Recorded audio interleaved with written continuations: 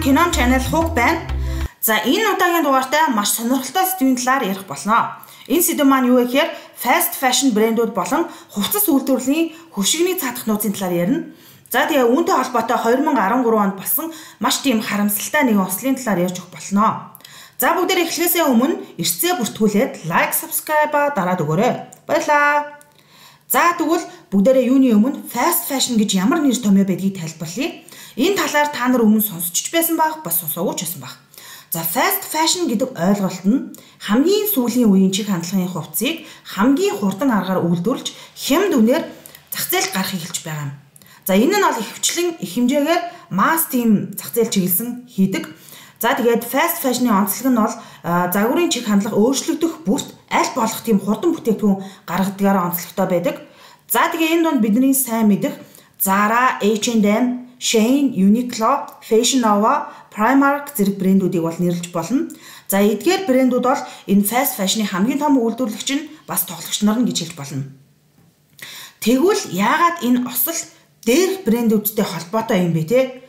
За бүгдээрээ гол хэрэгтэй орцгоё. Энэ харамсалтай осол нь Бангладеш хотын Rana Plaza-гийн хувцсны үйлдвэрт гарсан бүр дэлхийг тэр үедээ донслогч исэн том осол юм байлээ. За тэгээ Бангладеш улсын эдийн засгийн 3/2 нь даавны үйлдвэрлэл болон хувцсны үйлдвэрлэлээр тогтдог гэж хэлж болно. Хэдэн сая хүн тэр дундаа бүр насанд хүрээгүй охид хүүхдүүд ч энэ үйлдвэрүүдэд ажилладаг. Тэгээ үйлдвэрийн ажиллах нөхцөл нь бол маш хүнд, тэгээ олон цагаар ажилладаг. Тэгээ тэдний авдаг цалин ч гэсэндээ маш бага байт юм билээ. Тэд сард ердөө одоо $50 цалин авдаг. Энэ нь одоо бүтэн сар ажиллаад ердөө $174,000 авч ийн гэсэн үг шүү дээ. Тэдний нэг өдрийн хөлс нь дунджаар $3,000 байдаг.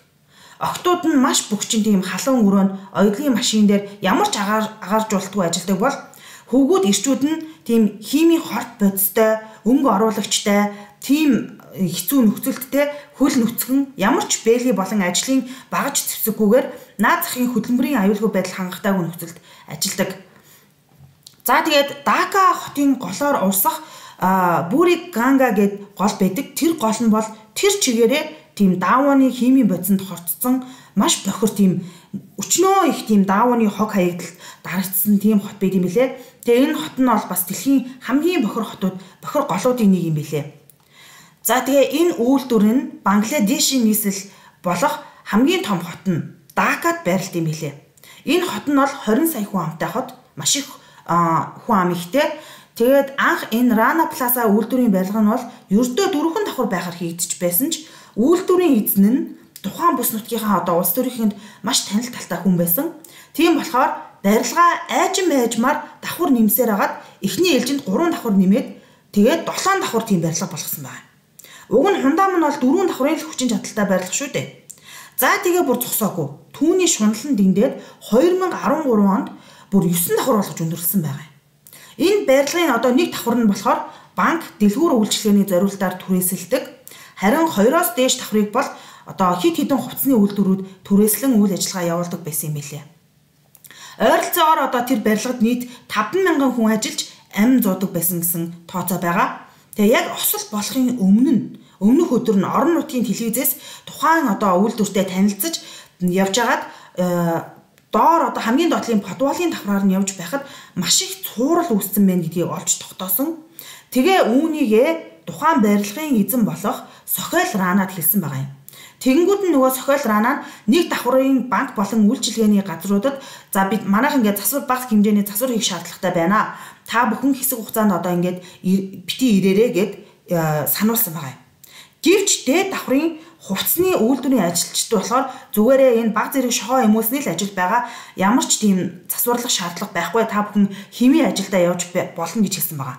За тэгээд тэднийг ажилласаа яг тархын алтад дээд давхарт ажилладаг байсан генератор нь ингээд ажиллаад эхэлсэн чинь баг зэрэг чичиргэн болон барилга нь ингээд найрж байгаа юм шиг мэдрэмж төрсөн.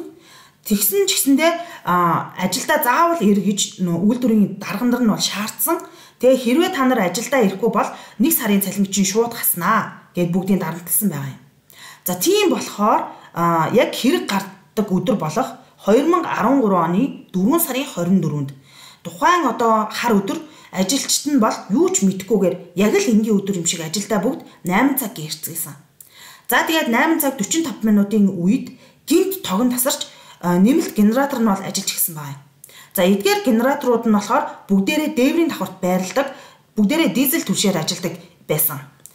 За тэгээд хаанаас ч юм гинт маш тийм чанга дуу чимээ гарч ирсэн юм нурж байгаа юм шиг. Үүнийг сонсон ажилчид нь нин даруй хамгийн ойр байх гарц руу гүйсэн ч тэд дэндүү оройтсон байсан. Барилгын гол багнууд нь аль хэдийн нураад яг л дээрээсээ юм давхарласан гамбир шиг унсан байсан. Хамгийн түрүүнд тэрүүгээр явж исэн одоо энгийн иргэд тухайн нурсан балхасаас хүмүүсийг гаргах гэж хичээсэн бэлээ. Тэгээд энэ маш их тоос шороо, шархацсан хүмүүсийн уйлаа майлаан аврал ирсэн хүмүүсээр дүүрэн байсан гэж тухайн нэг хүн хэлж бэлээ. За тэгээд нэг цагийн дараа Бангладешийн аврах ангийнхан ирсэн байдаг. Тэгээд нэгдсэн үндэсний байгууллагаас маш том хэмжээний одоо ийм осол болсон болохоор бид нар аврах ажиллагаанд нь тусалцаа үзүүлье гэж хэлсэн боловч Бангладешийн засгийн газраас одоо манай албан хаагчид бол хангалттай туршлагатай. Бид өөрсдөө чадна гэж татгалзсан байгаа юм. За тэр үед тусалж байсан зарим нэг энгийн хүмүүс гэрчүүд хэлэхдээ тэнд яг мэрэгжлийн аврагч нар маш цөөхөн байсан. Аврах тоног төхөөрөмж дутагдaltaй байсны улмаас одоо улаан гараараа л ноцолдож байсан. Яг энэ үеэр ядаж байхад одоо нөгөө цахилгааны монтажнаас нь гал гараад тухайн одоо үйлдвэрлэж байсан хувцснууд нь шатаад аврах ажиллагааг улам хөндрүүлж байсан юм билээ. Яг энэ үеэр амьд байсан одоо нуранганд дарагдсан байсан аврагдах боломжтой хүмүүс маш олноор амиа алдсан. Яагаад тэгэхээр цаг маш их алдсан билээ. Мөн нэг гал сүнөөгч харамсалтайгаар одоо аварч явж байгаад амиа алдсан гэсэн мэдээлэл байгаа юм билээ. За тэгээд аврах ажиллагаа маш олон хоног болсон. Тэгээ энэ ослоор бол нийтдээ 1134 хүн нас барж ойролцоогоор 2500 хүн маш хүнд гэмтсэн юм билээ. Ер нь бол үйлдвэрийн ослуудын дундаас хамгийн том ослуудын нэг гэж бас хэлэгддэм байлээ. За тэгээд ослын шалтгааныг одоо тодруулахад энэ барилга нь бол бүр анханасаа ямар ч барилга барих ёсгүй газар баригдсан юм билээ. Энэ газрын одоо доор нь цөөрөм бас намагтай тийм газар байдсан билээ.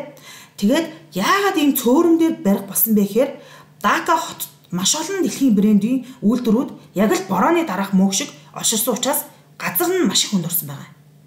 Тиймээс хамгийн хэмд газар нь намагтай яг энэ газар болж таарсан. Тэгээ энэ барилгыг хүлээн авсан комиссийн хүмүүс нь бас авилгал авсан тогтоогдсон. Тэгээ тэд бүр энэ барилгаа 100 жилийн настай гэж тодорхойлсон байгаа юм л та. Тэгээ дээр хэлсэнчлэн 4 давхар барилга дээр нэмээд 5 давхрыг нэмээд тусарсан. Нийт 9 давхар болгоод. Тэгээд энэ нь бол хамгийн том нурсан бас шалтгааны нэг байгаа юм. Зүгээр л мөнгөний шунлаасаа болоод бүхэл бүтэн 1100 хүний алтай амийг аваад удчихж байгаа байхгүй юу? Тэгээ манай монголоор юу гэдэг вэ одоо шунал ихтүүл шулан болно гэдэг штэ. Яг л тийм зүйл болсон. За тэгээ бүр болоогүй. Энэ барилгыг анх барихдаа энгийн офис худалдааны чиглэлээр барьсан байгаа юм. Гэтэл мөнгөний төлөө одоо маш их үйлдвэрүүдийг одоо чихэж оруулаад үйлдвэрийн хүнд тоног төхөөрөмжийг байрлуулад мөн нэмээд бүр генератор байрлуулсан даацыг бол хэтрүүлсэн гэж үзэж байгаа. За тэгээд энэ олон төхөөрөмж оёдлын машинууд зэрэг ажилласнараа бол их хэмжээний жижигхийл үүсгээд тэгээд энэ нь явандаа болохоор барилгыг одоо ингээ ганхуулаад гол нурах шалтгаан болсон гэж үздэг. За энэ бүх хууль бус одоо зүйл нь барилгын эзэнтэй бол шууд холбоотой. Тэрээр танил талаараа бүх минь үйл явц дээр аргалаад яваад байсан. Ерөөсөө зогсоогоогүй, стандартыг мөрдөөгүй. За тэгээд яг энэ ослын дараа бол дэлхийн алдартай брэндүүд болох Zara, United Colors of Benetton, Bon Marché, Primark, Walmart зэрэг брэндүүдийн нэр бол гарч ирсэн. Тэд насанд хүрээгүй хүүхдүүдийг ажилуулдаг. Маш олон цагаар хүнд бохир нөхцөлд хөдөлмөрийн ямар ч аюулгүй байдлыг хангаагүй зэрэг олон асуудлуудыг Бангладешийн ард иргэд шүүмжилж гаргаж ирсэн байгаа юм.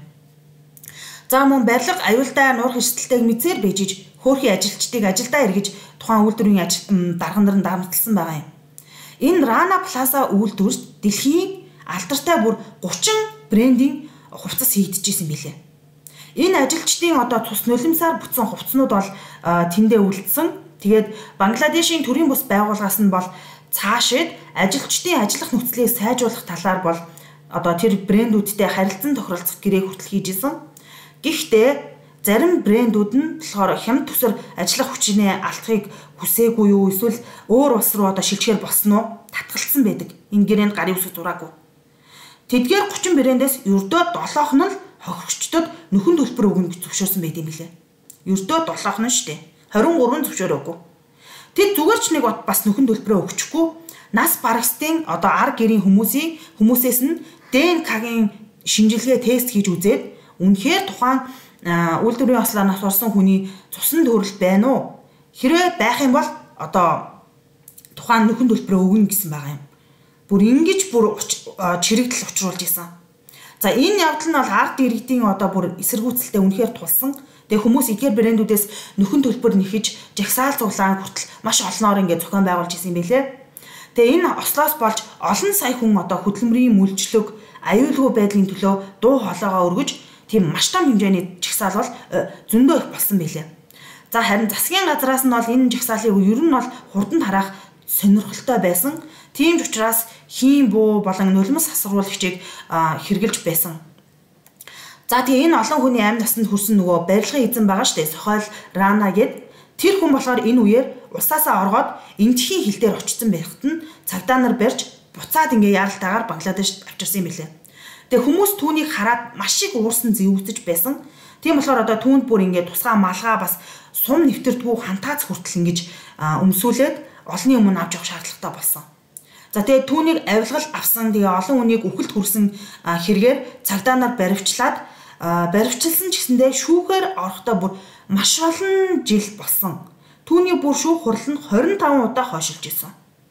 Тэгээд 2017 онд арай хийж түүнд ял өгсөн байгаа. Тэр нь ердөө 3 жилийн ял өгсөн байгаа юм. Энэ ял нь гэхдээ яг зөвхөн авилгалын хэрэгээр л 3 жилийн ял авсан байгаа юм. Та нар энэ тал дээр юу гэж бодож байна? Надад бол үнэхээр шудраг бус санагдаж байна. За тэгээд бол энэ Rana Plaza гэх барилга дээр нь бол ахин барилга бол баригдаагүй. Зүгээр яг ийм намаг хിവэрэ байгаа. Тэгээд энэ газар бол хар бараанд усамж үлдээсэн ийм л тийм газар болж үлдсэн байлээ. За тэгээд бид өнөөдөр fast fashion брэндүүдийн хувцсыг зөвхөн гаднах загвар дизайнд нь дурлаад маш ихээр худалдаж авдаг шүү дээ. Тэгвэл тэр хувцснууд нь ямар материалаар хийгдсэн, хаана хийгддیں, ямар хүмүүс ямар орчинд хийснийг бид нар огтхонч мэддэггүй шүү дээ. Тэр талаар бид нар судлаач гэж боддгоо. Тэгвэл өнөөдөр бидний өмсөд байгаа хувцас яг юугаар хийгддэм бэ те? Та ер нь хизээний цагт бодож үзчихсэн үү? Fast fashion салбар нь бол байгаль орчин бохирдуулалтаараа бол газрын тос болон хийн түлшний араас ордсон юм байлээ. Тэгээ өмнө нь загварын чиг хандлага нь зөвхөн улирлаар ингэж солигддог байсан бол орчин үед 7 хоногор маш хурцтай солигддог болсон. Тэгээ дэлхийд дахинаа жилд 80 тэрбум хувцас хийгддэг гэж боддоо. 80 тэрбум. Бид өдөр тутамдаа өмсдөг цагаан футбол биш үү? Тэр л хэд жилдээ нийтдээ 2 тэрбум шиг хийгддэг байна. За тэгээ Fashion Revolution гээд тухайн байгууллагын хийсэн судалгаагаар болохоор дэлхийд даяар жил бүр 92 сая тонн хувцас хаягддаг. Мөн эдгээрийн материал нь олон жилийн туршид байгаль задрахгүй хог хаягдалт болдог. Яагаад гэх юм бол учир нь орчин үеийн ихэнх хувцсууд синтетик байгалийн бус тийм хиймэл аргаар хийгддэг болсон нь хүний биед харшил үүсгэхтэй аллерги өгөх зэрэг маш олон сөрөг нөлөөтэй байгаа юм л да. Та яг өөрийнхөө өмсч байгаа хувцсны нэг шошгыг шалгаад үзээрэй. Полиэстер, нилон, акрилик, ацетат зэрэг нэршлүүд энэ дунд нь байж л байгаа. За синтетик материалууд нь бол байгалийн гаралтай материалуудаас маш хямд бөгөөд үйлдвэрлэхэд хамаагүй бага зардал гардаг болохоор энэ брэндүүдийн номер 1 сонголт нь болдог байх. Тиймээс л fast fashion брэндүүдийн гол бүс бараа материал нь болдог гэж хэлж болно. Тэгээ бид хүнс авахдаа тухайн хүнсний орц найрлах ер нь хаана үйлдвэрсэн зэргийг аягүй сайн харж авдаг штеп. Тэгвэл хизээний өдөр Zara H&M орохдоо та made in Bangladesh гэсэн шошготой хувцас харвал цаана нь ямар түүх нуугдаж байгааг мэддэг боллоо. Тэгээ бидний байгаль орчиндөө бас хөгжил бүр орнуудад хийж чадах тусдын болох зүйл гэх юм бол удаан идэлгээтэй байгалийн материалаар хийгдсэн хувцас сонгож хэрэглэх явдал шүү манайхаа. Жишээлх юм бол манай Монголын ноолуур бол хамгийн эко байгалийн тийм sustainable fashion брэнд гэж явж байгаа штеп. Яагаад гэх юм бол байгальд маш ээлтэй тийм брэнд бас идэлгээ нь маш удаан чанартай. За тэгээд жирийн бас ямар нэгэн брэнд биш хувцас та авсан ч гэсэндээ шошгын заавал харж байгаарай. Тухайн шошго дээр cotton даун материалтай байна уу? Эсвэл носон байна уу? Энийг нь бол заавал харах хэрэгтэй. Тэгээд аль болох байгалийн материалыг сонгоснороо бид нар fast fashion биш sustainable fashion руу шилжихэд хувь нэмрээ оруулж байгаа шүү. За тэгээ өнөөдрийн сэдэв маань та бүхэндээ таалагдсан бол биднийг лайк, subscribe даран дэмжээрэй. Тэгээд биднийг өргөж дэмждэг та нартай маш их баярлалаа. Тэгээд дараа илүү сонирхолтой сэдвээр уулзцгаая. Хуг байлаа.